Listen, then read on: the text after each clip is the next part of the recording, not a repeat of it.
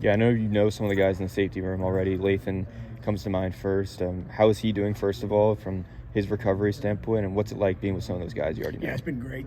Again, familiarity, to be able to know guys, know about their families, they know you and your story, and be able to have real authentic relationships. I think that helps. It starts with that.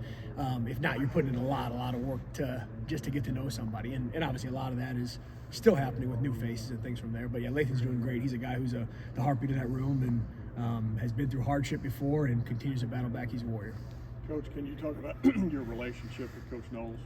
What Yeah. you guys have, the synergy that you have? Yeah, for sure. It's family. And knowing Jim from the time I was a little D2 coach back in the day when I first started coaching, and Jim was defense coordinator at Duke, and to be able to start that relationship and then be able to coach safeties and take over his defense and calling it in that system.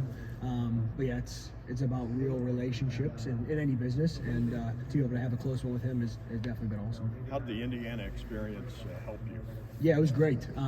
Again, to be able to see the Big Ten from a different lens, I think that's valuable to be able to do that. Tom Allen was great to be able to work for and learn from a strong defensive coach and learn his system. So I think there's a lot of value from that standpoint. And then, you learn and you're able to apply. So some ideas that maybe you didn't know before, and some that you can enhance that were already, in a system. So it was great to be able to learn from him and be able to call plays in the Big Ten. I assume Sonny's position is still being evaluated going forward, right? Mm-hmm. Yeah. What do you think? I guess what's the push and pull there between looking at him at safety, or whether that's going to be the best position for him, or maybe it's somewhere else? And how are you evaluating guys? Yeah, I think it starts with a dynamic playmaker. You guys have been able to see that on plenty of Saturdays here. From the time that he first came in here, had a starting role in that Georgia game his first year. So Sonny's dynamic in what he could do. He's a unique combination of ability to run, cover, tackle, mentality, size. I mean, he's got a lot of things and attributes from there. So yeah, without getting into specifics, we're going to take a look at a number of different things for him and put him in the best position for him to be successful and the team to be successful.